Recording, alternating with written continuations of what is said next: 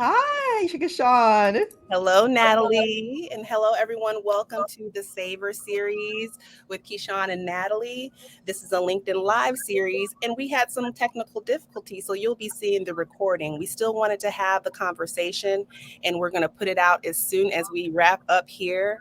And our conversation today is about savoring success. It's about savoring success. And also being okay with failure, I guess, because we Yes. have a failed life. We have this is like life imitating our intentions to put this out here and see how to recover. And so this Yes, has been a 13-minute recovery story. Okay. yes, yes. And how we failed forward and Yes, here we are now doing the live, not live, but you yes, all will see it. This is how it's how you organically go with the flow and not let obstacles, derailments, disruptions keep yes, you from your purpose. Like, so we could have said, no, we're not going to do this because we can't do it live, that's but right. we are. We're going to do it. We're going to have our conversation because the reason for us doing this series in the first place is Yes, because we vibe with each other. So yes.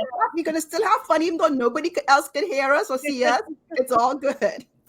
Yes, actually, I did send out I just put the StreamYard link in our link on our LinkedIn page. Mm-hmm. And so it does invite people to join the StreamYard with us. They don't have to come on camera with us. And so Mm-hmm. if they would like to join in that way and have comments, we can do that. And so I'll put a quick note to LinkedIn and let people know that they can do it that way. And we'll continue our conversation on how to savor success because we're going to savor this experience. Yes, we're gonna savor and we're gonna grow, we're gonna embody all parts of it, the uncomfortable part, the disappointing part, the Yes, fun part. We're gonna just yes, and this is us going with the flow, y'all. This is like how as entrepreneurs, especially, even though this is not a point of savoring, but it's about us how as entrepreneurs, how we can't plan for every event or every disruption or and every inconvenience. So we just have to learn how to like be agile, be adaptable. And this is what Kishon and she's literally trying to figure out how to do this thing as we're talking right now, y'all. yes, So she's the tech person here. I am so not tech savvy with these things, but here she is talking and trying to figure out how to get you all the link to still yes, try to stream, to still try to join our session. So that's right. have we just hope that those who are attending, or if you're hearing this by replay and you try to join the live, you give us the grace that you would want us to give you, because this is life and we're just human beings doing life. That's who we are, and that's what we are, and this is what we're modeling for ourselves, and we're helping each other, supporting each other through this, and we're going to move forward. And so, Natalie, I'd love for you to introduce yourself. I know we talked a couple of weeks ago at our first Savor series session, which was about savoring self-care. There were Yes. so many takeaways that I had personally, and I think we had such a good conversation going Oh for my the gosh. audience that was able to join us. So, would you like to introduce yourself just quickly again? Yes, sure. So my name is Natalie Jobity. I am a leadership coach and personal brand strategist, also known as the Brilliance Unveiler, and I work with executives and entrepreneurs to help them own their brilliance, maximize their impact, and lead unapologetically in their arena. Because, like I was saying, I'm also a best-selling author, and my latest book, "It's Your Time to Shine, Girl," is right there. "It's Your Time to Shine, Girl" is all about how we as women are meant to shine in our brilliance and in our lane and in our arenas. And if we give ourselves the permission, and if we are empowered and have the agency, as we all do, that we can lead and change our arena or the world unapologetically and with our brilliance. Yes. So good and so needed. And I'm so glad, once again, I've said this before, that I'm in community with you and doing this kind of work with you. I'm Keshawn Hughes. I'm a certified neuro coach and neuroscience based consultant. And I work with companies and individuals. I coach individuals one on one, also leaders, to help them feel more confident, to uncover blind spots, and achieve success on their terms. And as a neuro leadership consultant, I go into organizations, I put together programs and trainings and work directly with organizations to build inclusive Mm. workforces using the power of neuroscience. We have a proven framework that we use at Neurosavvy Leadership that has been shown to decreased retention or increase retention rates and increase engagement while also increasing productivity. And so I'm really excited to be doing this type of work. And I feel like I found my calling when I found neuroscience based leadership and consulting. And so I'm Mm. so excited to add that type of flavor and content to our conversation today. Yes, and it's awesome because in the last one, the self-care, there were so many neuroscience points of clarity in there. So I bring my work, my own experience with not savoring, and this was actually my idea to do savoring. And Yes. it's so crazy because I'm like, now it's my word of the year. I've done a podcast on Choose Savor. Like, I'm like, what's the Wow. savor thing? Like, the Power. savor Powerful. It's in her synchronicity. book. If you want to read more and dive deeper into it, it goes beyond our conversations here. Oh yeah. Your book is in your time to shine, girl. Get your copy. I have mine, and I haven't shared this with you, but I use it as part of my morning routine practice. As some of my readings that I do also scripture readings, and I've added your book to that catalog as well. It's so good. It's so good. Thank you, So Keshawn. Thank yes, you. This is the power of sisterhood, y'all. it is. It is amazing. I mean, so anyway, so let's just get into like Yes. savoring success and give Yes. our listeners a taste of what that means. Yes. So one of the stories I share in my book, actually, and I did share in that podcast with Dr. Sandra Dalton Smith, and it's going to come out. That podcast episode will air on February 8th, and it's called I Choose Savor. And her podcast is called I Choose My Best Life, and it's an amazing podcast. She's a book called Sacred Rest. It's an amazing book. If you want to know about rest in all its ways, go read that book. Yes.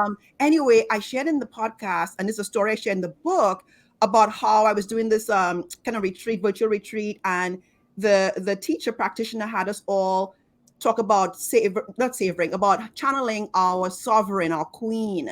And so I was going through this exercise about what does that look like? What does that feel like to tap into my inner queen? And I call it the sovereign because I like that word better. Sovereign. Actually, I now know I stand up taller when I even say the word. I sit up taller. The sovereign. And so doing this thing made me see how I did not. So this whole exercise, my big aha was I had not savored the successes in my last business, Elan Image Management. It was an image consulting business, which was a passion and my purpose for a long while until it wasn't. But I saw it as a failure, and so moving forward, I was like distancing myself from all the stuff I had done. I wasn't talking about it, Keshawn. I literally was like, that didn't happen because because in my mind I had internalized all as failure.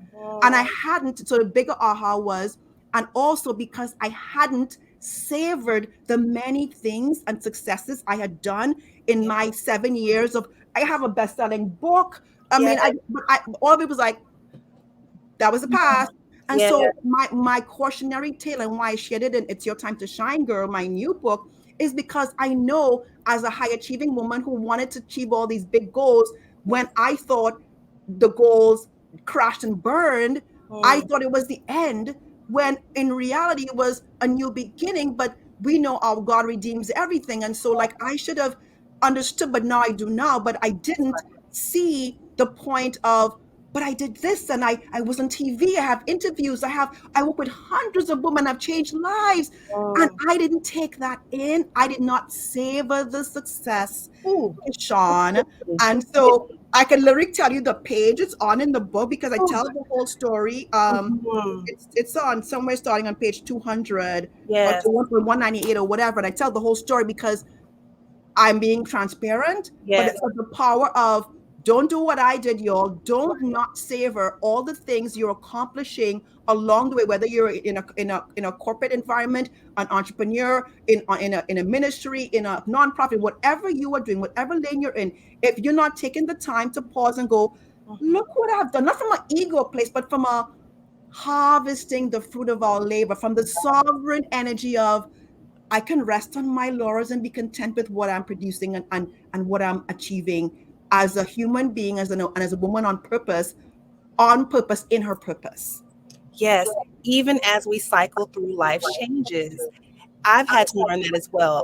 As new beginnings begin, that's tied directly to endings. Yes. So as we have endings, we are entering new beginnings. And this happens daily, moment to moment. Yes. We will not even get the last hour back. The minute before this minute, we won't get it back. We're always constantly moving and cycling through. And it's challenging to recognize that when we are operating from a more logical, linear mindset. We don't identify and connect with the unlimited nature of who we are as beings, and the unlimited, timeless nature of life. It's timeless, it's cyclical, and it's always moving. Change is always happening. But when we are in that state, thinking from that part of our brain, which is there for a reason. It's there to help us to show up on time, to meet schedules, to connect with others. We need that timing. We need to understand how to work and in within bounds. Right, boundaries, yeah. Yes, within boundaries. But there are limitless and limit making parts of our brains that we have to recognize. And so we have to know when to enter into those spaces of thinking and when it's not serving us. When it's Well, not. it's about self-awareness at the end of the day, right? It's about knowing Yes. how you're wired. So now that I have to say now, even though I'm like an Yeah. older gal, I can say now that I have more self-awareness on how I am naturally wired. I am naturally wired in the high achieving kind of a mindset and being, I'm all in my head all the time. And so I literally have to do things now to make myself present to, you're here. Yes. And just like we're doing this thing today, like right now, it didn't work the way we thought it would. All me could have been like, oh man, it's not live, and we didn't do this, and oh gosh, we failed. I'm Yeah. not there. I'm not there at all. I'm just like, okay. I don't know why that happened, but Same. so that high achieving and y'all, don't get me wrong, us high achievers, we do a lot of stuff, y'all. I recognize two Yes. books. I mean, whatever, all the things. I mean, I could go on and list all the which one of the things I had to do with homework for that from that experience was all the things I had accomplished in that role as an image consultant, and it was like, oh, Natalie, I actually was kind of like humbly like, oh my gosh, like feeling sad for that old version of myself who thought she failed and I wanted to hide from Yes. the world, and like, and you did so much. I have reviews from the book alone of people talking about just reading that book, From Peter Fabulous, flaunting it, and how it changed the way they show up in the world. So it's, even if it's one life we transform, we have done the thing we were meant to do. But for most of us, it's going to be more than one life. It's going to be dozens, hundreds, whatever. But like that idea of, now that I know that I'm a high achiever who operates a lot of in my brain, I have to consciously say, okay, Natalie, are you in cognitive mode right now? This is not a place for you to be in this moment. You need to be in your being and be present and be mindful and tap into your emotional state, tap into your intuition, which is something I also address in that book because, Keshawn, you know this. Yes. I have seen my intuition is so powerful, and now I know how to honor that. Before I didn't even know it was a thing. Yes. It's a superpower. It's a superpower. It is something we are all imbibed with as human beings. And actually, when you look at the research, and I'm thinking of two different things right now related to neuroscience research when it comes to our intuitive selves, our intuitive parts of ourselves. We find that activation in the right side of our brain. So every human that's born typically has a right brain and a left brain, right? The left brain is that linear, logical, thinking, planning side, and the right side is the more intuitive, being creative, yes, feeling oriented, sensory part of ourselves. When you look at the way the cells are wired, the way they're designed, the right and left side of our brain, they're designed differently. They look different. They are shorter and faster and move faster on the left side, so we can process quicker into us quickly, whereas the right side is longer and thicker and connected to more parts of our brain, so it takes more time to connect to that side. And intuition does take time. It takes needing to be aware that it exists, that it is within you, and allowing it space to thrive. I love that you use the word harvest as well. That's really key because it takes time to get to a harvest. We have you gotta sow seeds. Yes. And we are so, thank you for mentioning that, because I was thinking about what I wanted to offer today and thinking about and talking about harvesting. And because that was one of the points we definitely wanted to cover, and seed planting. And I think for me, I'll just speak from my own personal experience. And I think this comes from just having, epigenetics. So there's a study of epigenetics. It's the study of all of the ways in which previous generations impact us today in this moment. So we think about genealogy, what gets passed down. Neuroscience and epigenetic studies have now shown that you can see markers from an individual in the present moment today that go back 7 to 14 generations. Markers for how they activate their survival skills. How they orient themselves in the world today. So it's in our DNA. It's just like in our DNA. It is wired and yes, programmed into our DNA to respond to life in certain ways to respond to life from in a protective survival orientation. Survival. So when we think about harvesting, and I think about my ancestry, my ancestry was brought here to the United States where I live to plant seeds and to harvest, but not to reap the rewards of it. Yes. And so now, Oh, I just yes, got chills. I just got chills that's what I'm saying. because we So, because we don't have it in our with that yes, word to epigenetic harvest. code. To Okay, now harvest. I got chills. And this is what we do. We go back and forth. That's what I was thinking about. It is so deep. It is so deep. We don't have our ancestors passed down everything that we would need right now to survive and to be in this earth and be able to breathe, walk around, and stay safe. They gave Yes. They Yes. also gave us gifts and intuitive gifts and other types of gifts that we Yes. blessed with. But when we're in survival mode and all we're used to doing is just planting seeds, doing the work, but not actually The getting the grind. benefit of the rewards. Oh That's in the grind. my So yes, God. it's Shay Bynes, who is an author and many things. She has this book called Grace Over Grind, and Yes. that's with a lot of people. It's like, so for me, I have to literally think, Natalie, are you grinding? Or are you giving yourself grace? Because that grind modes can get us a lot of outputs, but not necessarily outcomes. Oh, yes. Outcomes are what we want, especially from a leadership perspective, which you and I are in as Yes. leaders, as women who are on a mission with a purpose. We care about outcomes, Yes, not we do. outputs. That's right. Outputs is that grinding, do. I gotta more. And you know what? At some level in our journey to success, we do Yes. have to do and put out the outputs. But when you Yes. get to a certain stage and a certain season, when you're seasoned as a professional, it's Yes. less about the grind and the outputs and more about what's your impact. How are you changing your lane? How are you manifesting your life in a way that others can look up to and be inspired by you? So it's Mhm. not about the doing, it's about the being. The being. And our success comes from, and back to savoring success, the Mhm. more we learn to savor our success from a heart postured, um, Mm. gratitude, benevolent kind of way, and from a mindset of how can I bring this forward to the next Yeah. generation or the next round of whatever, the more we savor our success from that place of benevolence and compassion and community, the Mm. more we get to have an impact that's real and powerful. And it's less about our ego and us and what we do and our awards and our A's, like our accomplishments, and Yeah. more about how have we changed the game or the lane. Yeah. Mhm. I love that, Natalie. I also wanted to pause because we do have a couple of people who have joined. And so I wanted to wave to them and see if they would be interested in joining the studio. Let's see. Would you like to just put in the comments, Charlander and Kendall? If you can hear us, just go ahead and put in the comments. You can look at the comments in the StreamYard and let us know if you have any questions. Let us know if you have any questions that you want to ask as we're having this conversation about savoring. Say hello to us. Let us know that you can hear us, that you're here. Yes, wonderful. I see you waving. Great. Thank you so much. I Yes, can't see it. Anyway, it doesn't matter. It doesn't matter. It's fine. yes. Oh, yes. Yeah. And so I see two people who have joined. Yay. And Charlander has your book, Natalie. She has your Oh, book. Belinda! Yes. Oh, oh, wow. You guys. So wonderful, wonderful. We know we mentioned that last time. And so I'm so glad that people are reading the book. That's I myself awesome. have it.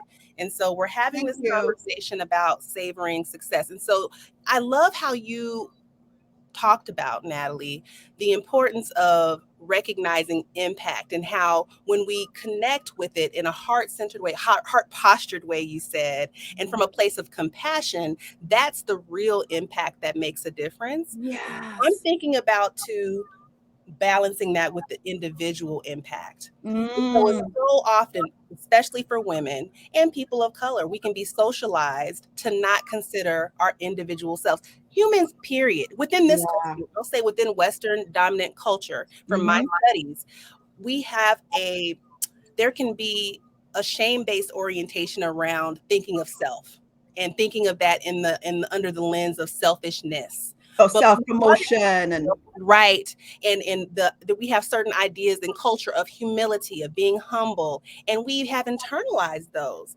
But we were born here as a person, as an individual, a unique essence in this yeah. earth. Yes. And we are here for a reason. We are here to experience the joy of life as individuals, because I believe so within as it is without. So as within, so without. And so Yes. I always like to create that type Yes. of influence as we're making impact to others in the world. It doesn't matter, because this was me. This was my burnout story. Mm. Doesn't matter if you do not internalize that and recognize that Right. I don't feel it in an authentic way for myself. If it It doesn't doesn't matter, make a difference. I'm just doing to do. I'm just doing, I'm just checking off the box. I'm just going through the motions because I'm programmed to do. I've Yes. seen it modeled for me. That's Yes. all I know. But I feel that sense of inefficacy. That's what can come up as one of the three markers of burnout, is that feeling of nothing I really do matters. And high achievers experience that as well.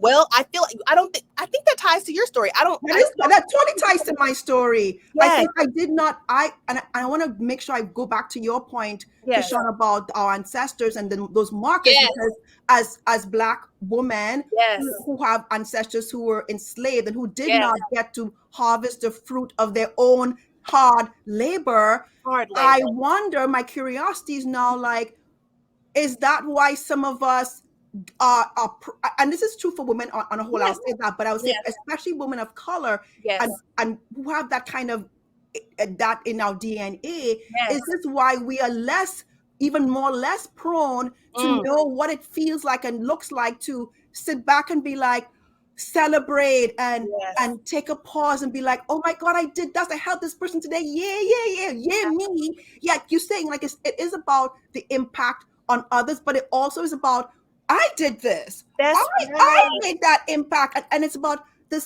one of the chapters in my book is about self advocacy, because to your Mm, point, Keshawn, yes, so many of us is always like, oh, it's not about me, and I'm not trying to say that at all. I want to make that very clear. But there's two things can go together. We can be yes, humble and we can own our brilliance. We yes, can be and compassionate and care about our own self compassion, ah, right? So that is it's not either or scenario, it's a both and so like we can be all those things, benevolent, sovereign, like be harvesting, yes. and also be like seeing the impact of all the things we've done and knowing that we sowed those seeds and now Mhm, those seeds are now trees. Are you mhm. kidding? And looking at those trees and going like, look at the trees I planted. That's I right. am so amazed and so in awe and so gratified and so fulfilled, because to the point of savoring here, Mhm. to your point, Keshawn, if Yes, we don't know how to savor that, it's that's like, well, there are some trees there, but it don't mean nothing to me. right. That is so important. That is okay. So, two ideas that I had in my morning meditation as I was thinking about our conversation that we were going to have here today related to savoring from for me. For me, Yeah. one idea is just the word linger. How long will I Mm, linger mm. in the awe and the love and the joy that I feel I love when I that. have succeeded at a goal that is important to me? Can That I linger there? How long will I stay there? And there is some neuroscience there, because if we have an orientation towards, like we've described, humility, that can also be in alignment with shame based like type of humility. there's healthy humility and unhealthy humility. There we go. Yes, absolutely. If that's just habituated in me, that we don't take credit, we just show up and do for others. When I do have an experience of joy, I probably won't linger there very long. And Yeah. the experience that comes to mind for me, because we're talking about both personal and professional success, right? Both personal and Yes. professional success. So I set a goal for myself to be happily married. That was a personal goal that I set for Mm, myself. I saw lots of different examples of marriage, and I said for myself, I don't want to do it if I can't be happy. And what happy means to mm, me, right? mhm, It's mhm. very emotion centered for me, and also logical, just in considering choices and the types of relationship dynamics I found myself in. So when I did find my person and we did get married, and at the time, my previous life, I had a wedding planning company. So my company planned my wedding. Wow. They did an amazing job. So Wow. I'm feeling success from that. The fact Yes. that this is a company that I own, that created this kind of result, Yes. and success that I met my personal goal. And I can remember the night of my reception Mm, feeling awe. in a way I never experienced before, feeling a Wow. type of love that I'd never experienced before. Mm. And right in that moment, a thought came up, but what if it all goes away? When is Oh, the shoe going to drop? I was at the mountaintop and wouldn't allow myself to linger there for more than a second. Okay. And Brene Brown calls that foreboding joy. whew, Foreboding joy. So when we yes, feel joy, we get scared of feeling joy, that's and then we it. go into the what if the The shoe what if. drop. Yes. And that was my experience. So that's a personal experience that Oh, I had that was also tied to professional. And the neuroscience of that, we do have set points within our brains. And our brains like what's familiar, period. We mm, habituate what's familiar. And so that moment will always ring true for me because it was something I'd never had. I'd never felt that level of joy. And I was in such a state of awareness at the time where I could recognize the drop. And I held that, I put a pin in that and said, I'm gonna figure that out. And so that's one of the steps that I took towards my now neuro coaching journey. So something that it helps me to be able to yeah. connect and share. But go ahead, I see your yes. Well, no, but like I'm lyric. I'm not. I wasn't. Yeah. My hand wasn't raised, but it's more like Oh, I was going back to your point about lingering. So it's about linger. lingering in Yes, the joy, lingering in the yes, awe, like you said, yes. lingering in the love, That's right. lingering in the gratification. Because Gratification. I think the big point here, maybe the big takeaway for today for a lot of us, and for me Yes, right now, is that, and I love this word because you know how you and I love words. you I do. love because linger, Yes. like right. And it brings about this and the word savor.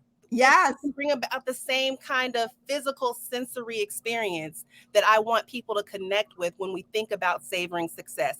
How Yeah. long will you allow yourself to linger there? Will you be aware enough in those moments at your high points to see what's happening internally, what stories are going on, what The narratives are narratives. playing? And if it's something that is not ideal, like I don't want to be feeling or experiencing a success point and have the other shoe dropping moment. I don't want to feel foreboding Foreboding joy. joy. Or foreboding love. Or foreboding awe. You know? No, I just Yeah. want to be in love. I just want to Right. be in awe Yeah. because our brains will only allow us to be there for a certain amount. It's not going to happen forever. So I can tell myself, listen, our brains typically, when we're on an emotional high or even an emotional low, studies have shown neuroscientist Jill Bolte Taylor says that the emotion, the actual physiological experience, actually lasts about 90 seconds. What? So can I? Yes, before another experience happens, right? And so Mm, what we do as humans, and this could be for our good or for our bad, yeah.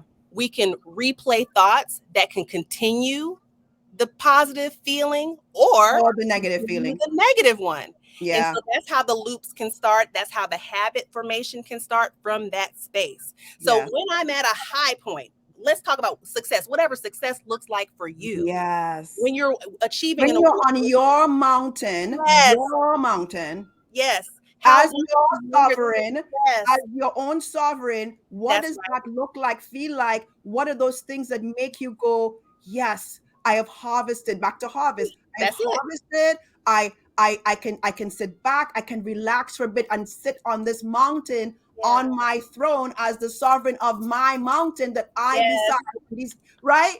It's like that's right. we get to decide what success looks like. We get to Yes, decide what mountains we want to climb. We get to that's it. decide, like, I've reached this mountain, I've achieved this goal, and not like the high achievers like me go, Right. okay, I've achieved this goal, next mountain. No, Yes. we got to sit on the mountain that we climbed and Yes. rest there for a while and linger Linger. there for a while so that Yes. our bodies, our mind, our spirits can embody the whole experience of Mm, that success or achievement or whatever it took to climb that mountain, whatever it so that took. we can, in a harder time in the future, we can That's go back right. in our memories, That's our body memories, mind memories, and be like, yes. and I did that, so I can do this thing too. I'll get over Yeah, this hump. that's right. It's so true. And it's something called congruence. I want to be in congruence with the experience. Yeah. Body, mind, spirit, thoughts for as long as I possibly can. Because I am worthy. I Yes. have earned this.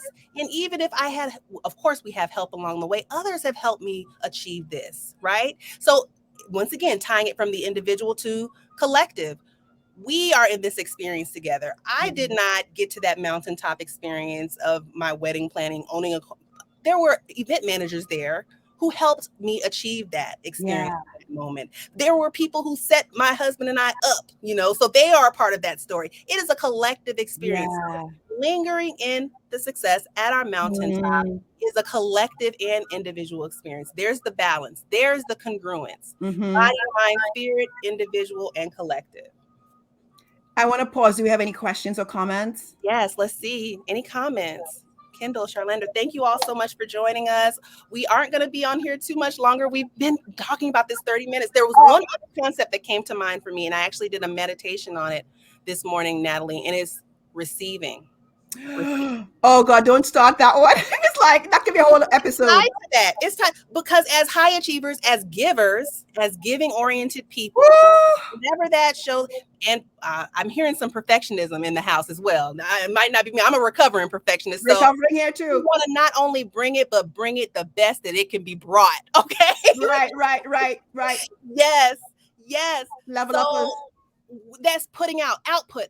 You talked about that in the beginning. The output, being oriented and habituated around output. But not knowing how to take and receive. Yes. And that is also it's such a, it's so coupled with being a high achiever for some reason. I'm not sure why, but this inability to receive help, to receive compliment, to receive grace and favor, like to receive anything. It's like we resist those things because I don't know if it's back to that I need to do this all on my own, or I'm not sure where that comes from, but I know like that's something that I noticed with a lot of the women I work with, that they have and I know I did too, have a hard time receiving. Absolutely. And so here is somebody saying, I can help you.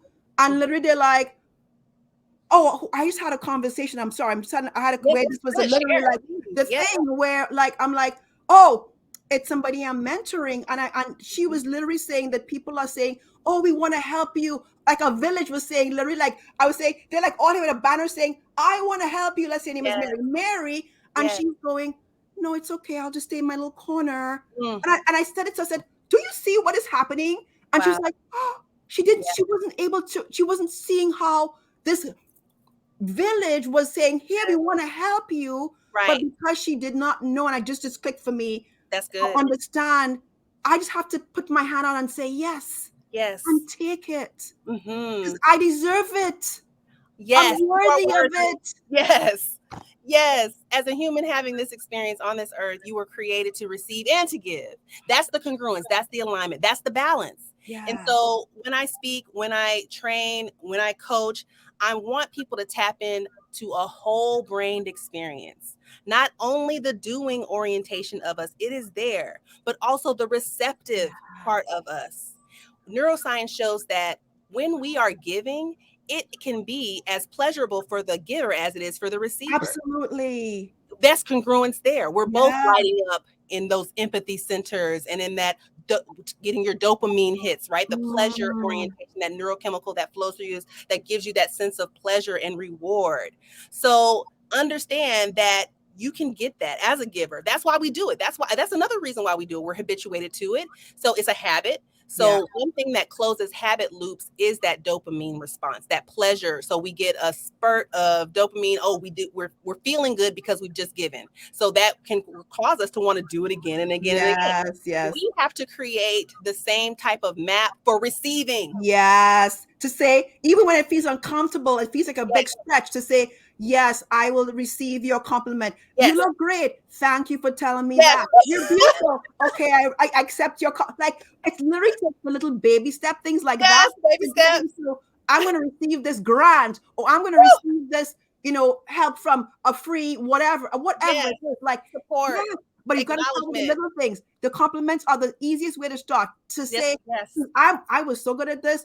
Mm-hmm. Oh yeah, I just brushing off compliments and pushing them back out, and it's like, what are you doing? Like, why do you do this? Why do you push away compliments? It's like almost like But so no, thank you. Oh, you're so sweet. Mm-hmm. Oh, bless you. No, so the little things, and then it gets to the bigger things of you want to give me what? You want to buy 200 books? Of course I'll say Okay, it. yes, bestseller. That's how it works. That's how it happens, right?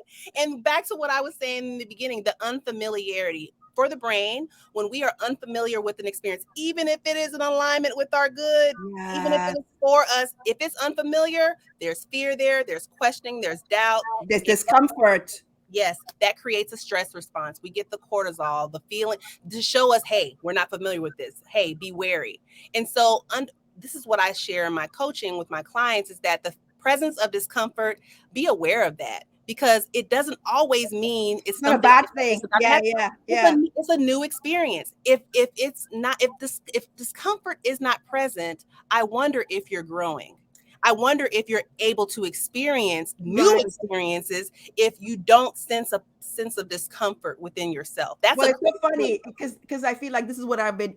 This is where I'm at lately. I just sent out my newsletter, I think yesterday, and part of it was, are you so comfortable in your comfort zone that you no longer eat? Like, so it can get to a point where somebody can be in their comfort zone for so long, they Yes, start to get bored, they yes, start to get restless, they may even right. start to get resentful because Yes, you're not stretching and growing, and yeah. so as whatever that means for you. So this whole idea of the stretch, and let's just Mm, circle it back to success. When yes, if we want to achieve higher and higher levels of success, whatever yes, that means for us, we're going to have to stretch, and stretching usually requires discomfort.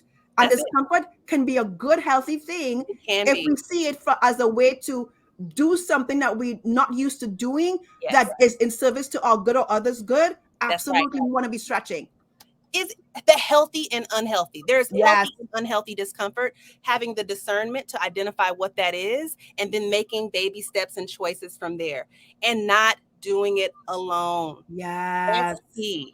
That's where Natalie and I can I come was in. gonna say, and I was There like, we this is go. what coaches are for. Yes.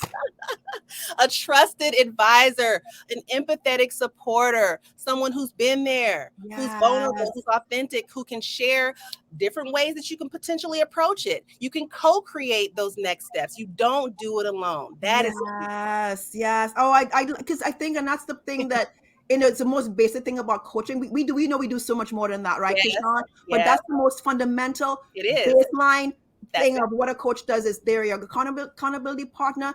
Yes, They your guide. They're your mhm, support. They're your champion.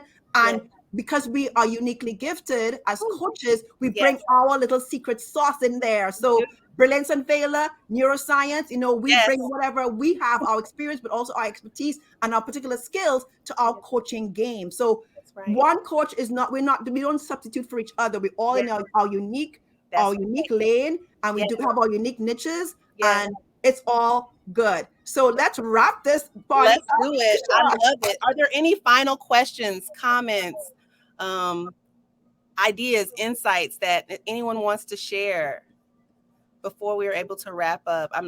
We're learning this system as we go. So thank you for giving us grace. I'm so thankful. Yes. We know what's not to do next time and what. Yes, yes, we'll be fine next time. Well, I want to just make sure we have the next one coming up Yeah. on the February 2nd, Savor Work. We're So talking it's about going to savor talk. and work. Those are two words I never in my mind put together. Say I didn't. Savor Yes, work, I like like what? that. What is that? How am I gonna Yes, say work? Oh, so we're gonna talk about that. We're yep, gonna dive yep, deep into that, hopefully get some great ideas, insights, share some of our strategies for how that can be done, how that yes, is lots of possible. strategies. Hmm. Yeah, yeah, yeah. Well, this was awesome, Keshawn. As Thank always, you. like again, you and I we have excitability as one We of do. part of our, we I just love get it. excited. I mean, like Yeah. words. And so I love to my takeaway for today from you was the lingering. I mean, I feel like that is definitely, I wrote linger in all joy and love and gratitude. What was your takeaway, Keshawn? Oh gosh, so much. I think your response to the epigenetic Mm, um, piece about how our ancestors passed down ways of survival and yeah, how that can show up for us today and we don't even know, but that's the first step. Awareness, you mentioned it as awareness. well, just becoming aware in the present of my experience and making choices from there. I Yeah. think that's what my biggest takeaway is from today. Yeah, that one gave me a huge huge goosebumps from that. I was like, oh boy. I caught him when you sent him. I caught him. So so good. Thank Well, you all thank so you, much. everybody. Yes. Yes, we'll be sharing this recorded session on LinkedIn. Thank you to those who were able to join, and we'll have our next one on February Every 2nd, right? second. Yeah, so we'll see 1 you. p.m. Bye. Bye. Thank you. Bye.